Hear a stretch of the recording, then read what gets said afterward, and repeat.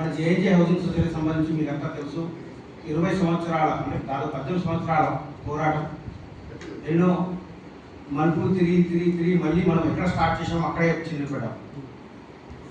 మన దగ్గర ఉన్న ఏకైక సమస్య ఏంటంటే మనం మేధావులు అనుకుంటున్నాం, కానీ మన అంత దద్దమ్మలం ఎవరు లేదు. కాబట్టే మనం ఏది సాధించలేకపోతున్నాం.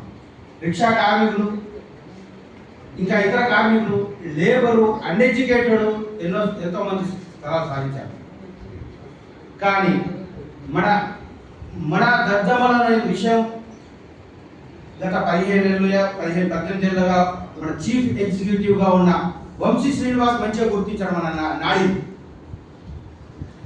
అతను మొన్నటి వరకు చీఫ్ సిఇఓ అంటే మనది ఒక ప్రైవేట్ కంపెనీ, దానికి అతను సిఇఓ.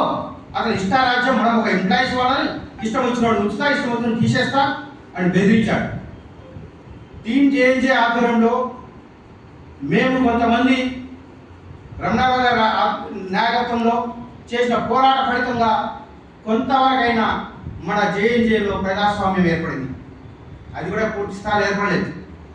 అయితే ఇక్కడ సమస్య ఏమొచ్చిందంటే, నేను ఈ వేదిక మీద నుండి మన రమణారావు గారి మీద నేను ప్రధానంగా చేసే ఫిర్యాదు ఏంటంటే, రమణారావు గారు డైరెక్టర్ కాకముందు చేసిన పోరాటంలో కనీసం 10వ వంతు కూడా చూపించలేకపోతున్నారు. అది నాకు చాలా బాధాకరం. ఇప్పుడు అయినా కానీ ఒక వ్యక్తి గురించి కాదు, ఆయన మీద మాకు ఉన్న గౌరవంతో నేను ఈ ఆవేదన వ్యక్తం చేస్తున్నాను. ఆయన ఉన్నారు కాబట్టి ఆయన ముందు నిలబడాలన్నదే నా కోరిక. సరే, అది పక్కన పెడితే ఇప్పుడు మనం ఉన్న స్టేజ్ ఏంటంటే, అందరూ అంటున్నారు కోర్టు కొట్టేసింది, మనం స్థలాలు రావు, మనం అక్కడికి వెళ్తే ఇల్లీగల్, మనం అరెస్ట్ చేస్తారు, జైలు వేస్తారు. అసలు మనం జర్నలిస్టులమా, మేధావులమా, మనం అన్ఎడ్యుకేటెడమా అనే క్వశ్చన్ నన్ను నేను వేసుకుంటున్నాను.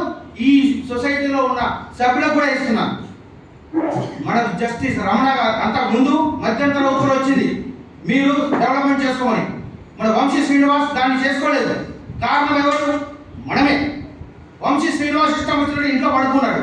ఎవరితో కుమ్మకయ్యాడు? అప్పటి టీఆర్ఎస్ గవర్నమెంట్ కేసీఆర్ కేటీఆర్ కుమ్మకై కాంట్రాక్టర్ల నుండి డబ్బులు తీసుకొని హైరాస్ బిల్డింగ్ల కోసం అతను 100 కోట్లు లావాదేవీలు చేస్తున్నాడు. దాన్ని ఇప్పటి వరకు అమలు చేస్తున్నాడు.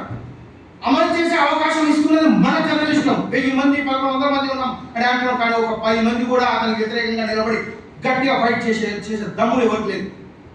ఇప్పుడు ఉన్న పరిస్థితి అది మధ్యంతర ఉత్తర్వుపై జస్టిస్ రమణ ఇచ్చాడు, ఇల్లు కూడా కట్టుకోండి అయ్యా అన్నాడు.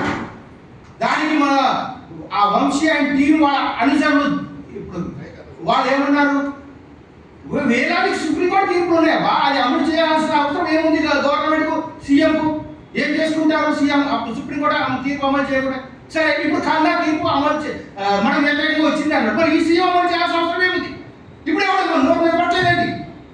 మళ్ళీ కోర్టు తీర్పు వ్యతిరేకంగా వచ్చింది కాబట్టి మనం అక్కడికి వెళ్ళడం ఇల్లీగల్. అదేంటది? మన చెరువులో మామూలు పువ్వులు పెడుతూ క్యాలీఫ్లవర్ వరకు వచ్చాడు వంశీ శ్రీనివాస్. ఇప్పుడు వరకు మనం పెట్టుకుంటూనే ఉన్నాం. జస్టిస్ ఖన్నా తీర్పులో కూడా మనకు వ్యతిరేకత లేదు. జస్టిస్ ఖన్నా తీర్పులో ఉంది స్పష్టంగా జిహెచ్ఎంసీ పరిధిలో స్థలాలు ఇవ్వకూడదని. కానీ మన నిజాంపేట జిహెచ్ఎంసీ పరిధిలో లేదు, నిజాంపేట కార్పొరేషన్లో ఉంది. రెండో జస్టిస్ ఖన్నా తీర్పులో రెండో పాయింట్ ఉంది, సీఎం రాష్ట్ర ప్రభుత్వం ఈ శిక్ష మీద ఉంటుంది. రాష్ట్ర ప్రభుత్వం ఎప్పుడైనా అడిగాము? ఖన్నా తీర్పు వచ్చిన తర్వాత 5 లక్షలు పెట్టి మన డబ్బులు మన సభ్యులు ఎంతో శ్రమ కోర్చి మన చెమటను రక్తంగా మార్చి సంపాదించిన డబ్బులు వాళ్ళ ఇష్టంగా ఏదో 5 లక్షలు ఇచ్చారంట, ఏదో లీగల్ ఒపీనియన్ తీసుకున్నారంట. ఇప్పుడు ఎవరు సీఎం దమ్ము లేదు వాళ్ళకి. పైకి మేము పైరవీకారులము, లాబింగ్ చేస్తాము, మాకే సీఎంతో యాక్సెస్ ఉంది. పిచ్చి మాటలు వాళ్ళు మాట్లాడుతుంటే వాళ్ళకంటే పెద్ద పిచ్చుడమని మనం వింటున్నాం. ఈ 5 లక్షలు కూడా మొన్న ఒక డైరెక్టర్ అధికార గ్రూప్ లో పెట్టిన డబ్బులు ఏంటి? వంశీ చీఫ్ ఎగ్జిక్యూటివ్ ఒక డైరెక్టర్ అంట సైన్ చేశాడంట, ఇంకో డైరెక్టర్ అంటే చీఫ్ ఎగ్జిక్యూటివ్ అంట డ్రా చేసుకున్నాడంట, ఆయన చేతుల నుండి డబ్బులు ఇచ్చాడంట. అసలు నిజంగా దాన్ని నమ్మి ఇంతవరకు ఎవరు క్వశ్చన్ చేయలేదు. నేను లీగల్ ఒపీనియన్ లీగల్ నోటీస్ పంపించా, ఇంతవరకు ఆన్సర్ లేదు. ఏం చేసుకుంటారులే అని నిర్లక్ష్యం. ఏంటంటే ఆ 10 మందే కదా ఎక్కువ మాట్లాడితే, ఆ 10 మందే కదా అంటాడు. ఇంకా ఎక్కువ మాట్లాడుతుంటాడు. నేను రమణ తీర్పు వచ్చినప్పుడు నేను తీర్పు కాపీ నేనే రాశాను అంటాడు. అతని ఏమంటారు పేపుడు అంటారు కదా, ప్రగల్భాలకి అంతే లేదు. మనము ఎప్పుడైతే మనం ఇప్పుడు ప్రస్తుత పరిస్థితి ఏంటి, మన రివ్యూ పిటిషన్ కొట్టేశాను అంటే ఏం జరిగింది, ఏం కుంపలు మునగలేదు.